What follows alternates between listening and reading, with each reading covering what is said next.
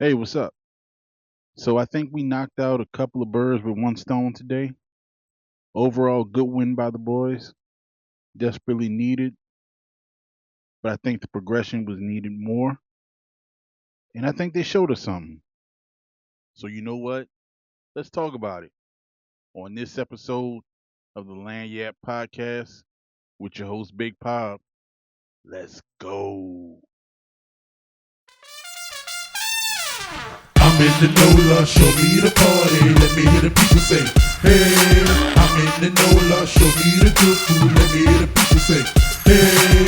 I'm in the NOLA, show me the ladies. Let me hear the people say, hey. I'm in the NOLA, where all my people. Let me hear y'all say, hey. I'm a NOLA boy, 7 war hard. You smell that? The sweet smell of victory. I love it. I love it. But you know what else I love? I love growth and I love the progression of some of these players, these young players. So we got a few things to talk about. So we're gonna just jump right into the stats. Um, Saints beat the Bucks 24-20. First down, Saints 16, Bucks 19. Third down efficiency, Saints went 5 for 11, Bucks 3 of 13. That's awesome. Fourth down efficiency, Saints were 0 for 1, Bucks were 2 for 7. Rushing yards, Saints 139, Bucks 179. Passing yards, 121 for the Saints, 122 for the Bucks. Total yards, Saints 260, Bucks 301. Saints didn't have any sacks today, so that's something they got to be worked on. The Bucks had three interceptions thrown, one apiece. Punts, the Saints had three punts for 50 yard average, and the Bucks only punted once for a 31 yard average. Penalties, Saints had 10 for 82. That's kind of creeping back up there. But the referees were awful this game, so you know. Uh, and the Bucks had 7 for 49. And then time of possession, um, the Saints 27 minutes 48 seconds, and the Bucks 32 minutes 12 seconds. So that's the overall team statistics. We'll get into the individual players in a minute, but just to kind of discuss, what we saw out there, we saw growth. Um, in a positive way, we saw the Saints take a step forward, and really, they've been taking small incremental steps from game to game. Some steps, I don't know, uh, just hasn't been, you know, big enough or um, taking steps back. Uh, like we did in one of our previous videos. It's not about wins and losses right now. It's about the young players growing um, and seeing what they can do. So in this game, uh, of course, Tyler Shuck, the main objective, the main character. Um, and I'll say this: I think he's your quarterback of the future until he proves otherwise. If that makes any sense. So I think he's earned enough grace to be given next year. Next year he'll have to earn it for 2027. But we'll skip the quarterbacks in the draft this year and we'll roll with Shuck. There's a song in that somewhere. I'm gonna have to see if I can come up with that. But um, yeah, let's roll with Shuck. Uh, and that way we can put our resources into drafting the best available player, whether that's offense or defense. Um, and we'll discuss what we need here later on. But Devon Vele, um, he proved that he can be wide receiver two. if not wide receiver one. Um, just the clutch, the ability to catch almost anything in his radius, um, and to take big shots, and just to come up clutch. Um, Devin Neal, you know, he proved that he's at least running back two. And I think we'll need um, either a running back one with plenty of juice, somebody who can break off a 40, 50, 60 yard run, or he'll be a great complement, to a back that can do that. So the thing we're still looking for, I think, is consistency from the tight end position, consistency from wide receiver one. If that's going to be Olave, then he's got to come up with some of these catches that he's missing. Another one today went right through his hands. So, but this has been something with him all year. He kind of turned it on in the middle of the season. Had a couple of games with some outstanding catches, but man, if you want to make that money, if you want to get that 20, 25 mil plus, which I don't think they should give, but this is the Saints we're talking about. They like to overspend. Um, then you have to go out and show it every day. You have to go out and show it every Sunday without a shadow of a doubt. You are the man. You are him. So, we'll see. I don't see that, but we'll see. Um, Offensive line. I thought before he got injured, and we don't know what the injury is, but I think it was an ankle for Richards. He can be a nice piece, a nice backup, while he's filling in for Fuaga. Now, Fuaga, man, I've been hearing rumors about them maybe trying him out at guard, and I'm cool with that as long as you're not drafting another offensive lineman with a high pick. You know, we need to spend that draft capital on an interior offensive lineman, third round, fourth round, something like that. Um, but that's just on the offensive side. As far as coaching goes, I'm still not sure about Kellen Moore. I mean, they did put together a great drive in the first quarter, but they didn't do much after that, until second half.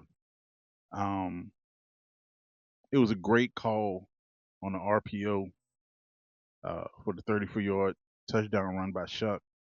Um, but then, uh, the running game played a big part today, so he called some pretty good runs. I don't know, man, but it seems like end of game situations, this guy always seems to lose his way.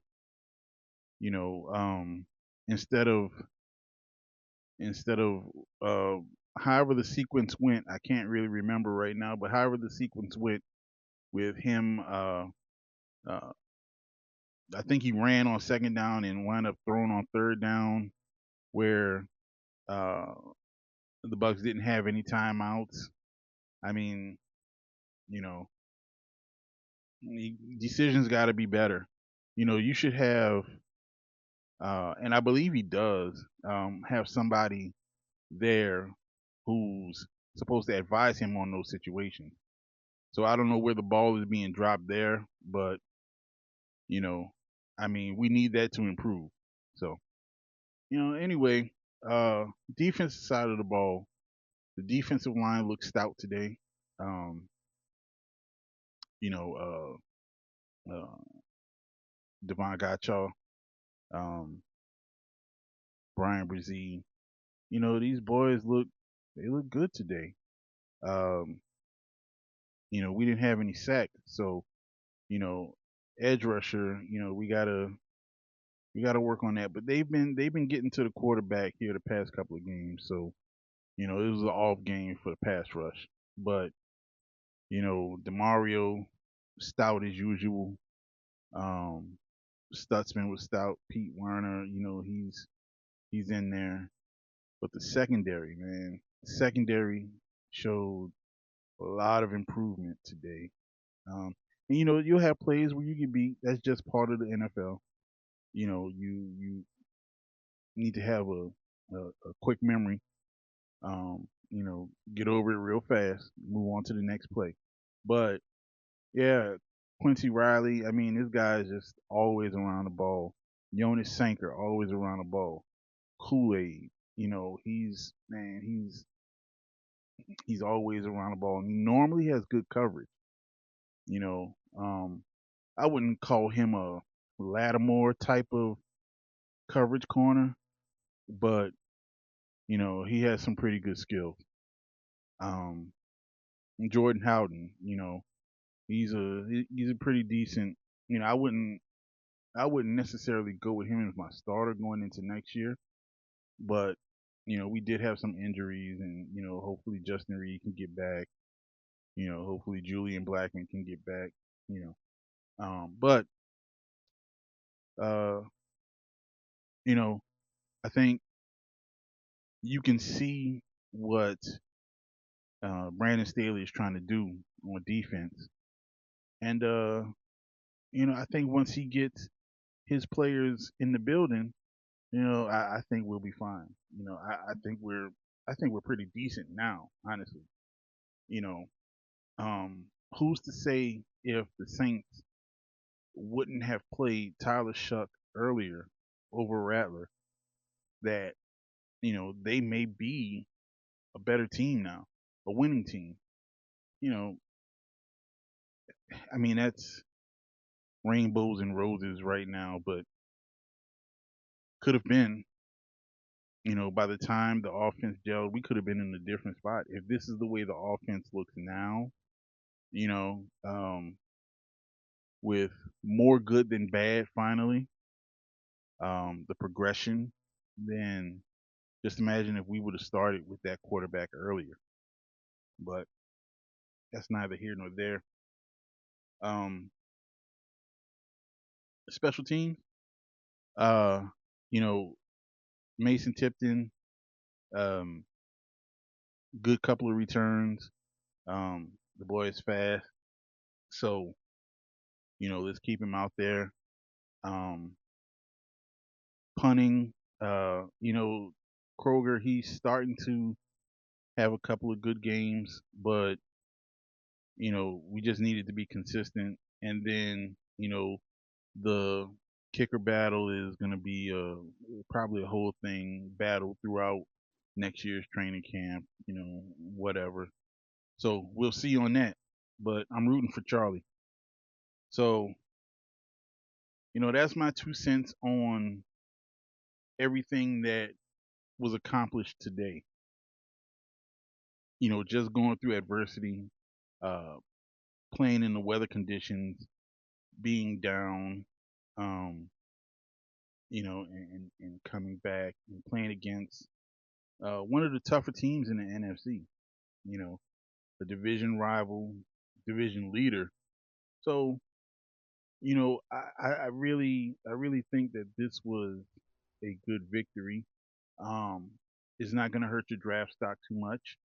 Um, now the thing about that is, you have games coming up against the Jets and the Panthers and the Titans, so you're jockeying for position. So we'll see. We might need to call the no limit tank a little bit, but we'll see how it goes, man. We'll see how it goes. You know, um, I don't want to hear, you know, the whole thing about, you know, people crying about Mickey and man, let's just enjoy this win. Um, try to enjoy the rest of the season because lo and behold, man, every pick has made an impact. Every pick from the 2025 NFL draft, maybe with the exception of the third round defensive lineman that got hurt, been out for the season, and the tight end and the edge rusher, picked late in the seventh round. Um, the other six rookies have made an impact. You can't ask for more than that. Most teams probably don't get impact from one rookie, but we're getting impact from six. I mean, honestly, we had no other choice but to play the guys, but you know, it tend to work out that way. So I'm happy about that. So going into our individual stats, we had Tyler Shuck, 13 for 20 for 144 and one interception. And I don't really put that interception on him, just a miscommunication between him and the receiver. So, um, uh, the guy looked good today. You know, um, and like I said, I think this earns him enough grace to be the quarterback until you know 2027. So that means he has the rest of this year and all of next year to prove, right? Can he be the QB of the future? Can he be the franchise quarterback? Can he be him? Right now, he is him because he's the only him that we got. So we gonna get behind him. We gonna support him, and let's go with him. All right. Um, Devin Neal for rushing, 19 carries, 70 yards, one touchdown. So really good game from him. Receiving, blocking, um, rushing. Getting tough yardage. Ball security. That was one of my biggest concerns with that weather, like it was. And the ground being chopped up and muddy, and this was a good game, fighting through adversity for the boys. So I loved it. Love to see it. You don't see games like that anymore, pretty much. Um, Austin Estime, 3 carries, 11 yards. Uh, Hull had 1 carry for 4 yards, and then Taysom Hill 2 for -1. But and Tyler Shuck 7 for 55. So that's the big one right there, and 2 touchdowns. So like I said, man, get rid of the Taysom Hill package. Put that on your 6'5", 225 pound, 4'6" and a 40 rookie quarterback. You see what happens. You see what happens. Um, that RPO call was a thing of beauty. The scramble was just magnificent. This big guy moving around like that. So, I'm highly impressed. And like I said, I think this guy, he can make pretty much all the throws. He's shown touch on his ball going across the middle and going deep. You know, pause. That was wild. Um, now he's putting it together with the run game. You know, and soon we'll see that complete game. I believe that complete package where he goes for you know 300 yards, 2 touchdowns passing, a touchdown running, you know, and he's elevating the players around him. Which I think he's really starting to do that anyway.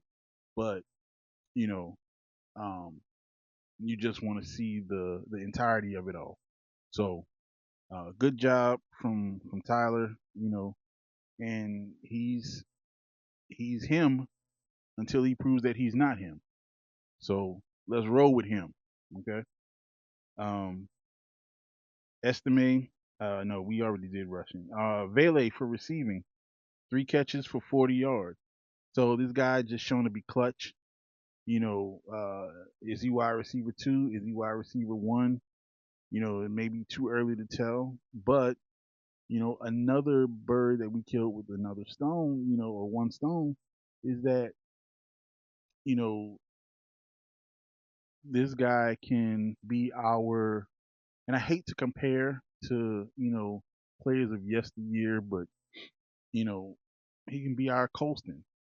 You know, um, just solid, just in the clutch, just catch radius. You feel comfortable with him coming down with the ball, him making contested catches.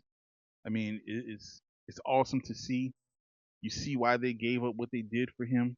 Um, so, I'm ready to roll. I'm ready to roll with these guys. Uh, Juwan Johnson, 4 for 38, 4 catches for 38 yards. Not a bad game, And I think Juwan Johnson, since his guy has come in there, Tyler Shuck, and they played together at Oregon. I think he's kind of gotten over the midseason drops or beginning of the season drops and the fumbles and the things like that. Um, and kind of standing up for his guy. So that's good to see. Um, we just need more out the position. Whether it's him, whether it's somebody else. We just need more from the position. Um, Chris Olave, 3 catches, 30 yards. And I don't know, with Olave, you can always say that there should be more. You feel like that there should be more. Last week, the game winner. You know, this week, you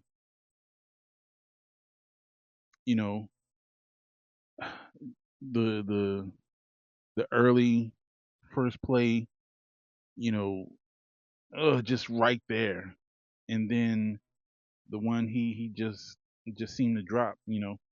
Um, but I mean, if you want to make the 20-25 million as a wide receiver one, these are the things that you have to do. So we need to see that from Olave because you know that the Saints are going to pay him. You know that they're going to pay him. So I don't know. Foster Moreau had 1 catch for 16 yards. Devin Neal 1 for 14, and then Hull had 1 for 6. Good old Charlie Smith. He had one field goal. He missed one.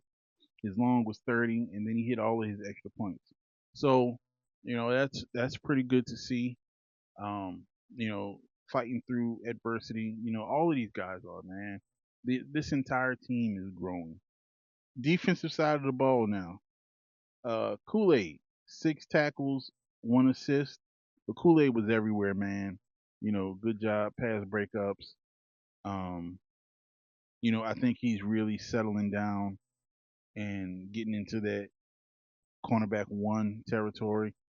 I don't think he's a cornerback one like Marshawn Lattimore was, but you know, I think that he's developing. So, first year in this scheme under Brandon Staley, even though he played that in college, but we'll give him more time. Uh, Jordan Houghton, 5 tackles, 1 assist. Demario Davis, 4 tackles, 3 assists. Carl Granderson, 4 tackles, 1 assist. Um, Nathan Shepard, 3 tackles, 2 assists. Chris Rump, 3 for 1, 3 and 1. Pete Werner, 2 and 1. Danny Stutzman, 2 and 1.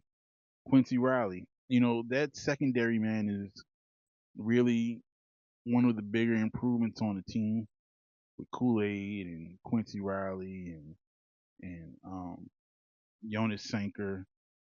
So I'm highly impressed by these guys. Quincy Riley, 2 tackles, 1 assist. Brian Brzee, 2 tackles. Godchall, 1 tackle, 3 assists. Sanker, 1 tackle, 2 assists. Big Cam, 1 and 1. Burgess, 1 and 1. Jay Williams, 1 and 1, and then Alante Taylor, uh, 1, and then the big interception. So, and then Chase Young had 1 tackle. So, defensively, man, I think we were stout. I think Brandon Staley has really like gotten comfortable with his players and using them in this scheme. But I can't wait to see what they do. You know, when they're able to add more of his guys. More pressure from off the edge. Um, be more stout up front. So You know, uh, that's what has me most excited, man. Is watching these players grow, and then the off-season development. Um, draft is or draft season is one of my most favorite times about football. You know, you get to study all of these players and their tendencies and how they'll fit and how they'll fit the scheme. And man, I'm telling you, I've been a draft follower like heavy into the draft for a long time. So I can't wait till that part of the schedule to where we can really sit back and discuss some things.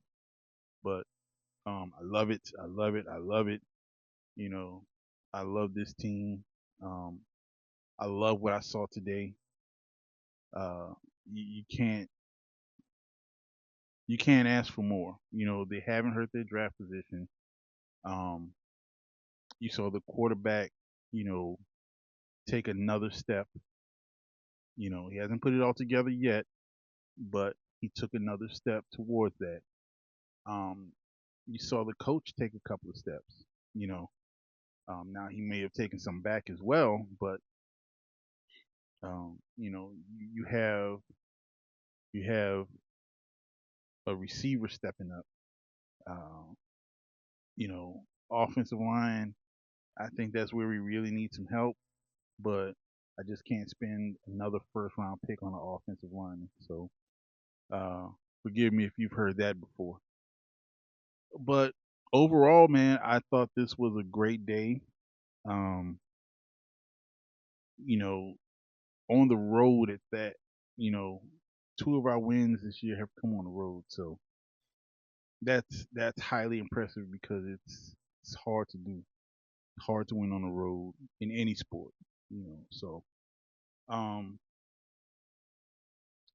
yeah, I'm happy. I'm going to celebrate. How? I don't know. Who knows?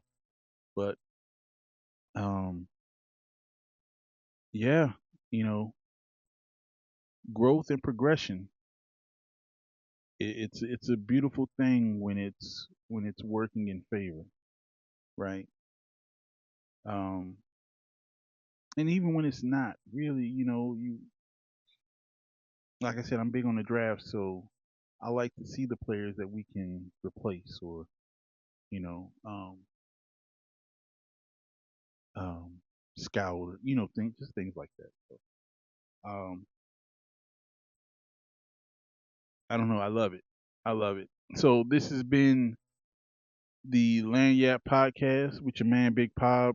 Another episode in the books. Um, and hopefully these Saints, man, hopefully they keep killing birds with one stone. Um, and keep doing your thing. Like, comment, subscribe. Um, I try to get down there in the comments and reply to everybody that comments. So, um, just let's have a conversation about it. Whatever you want to talk about. Whether it's Saints, whether it's Pelicans, whether it's wrestling, whether it's LSU, what have you. Man, look, we're gonna do it all. But we got some surprises coming in the future too, so we're gonna change some things up.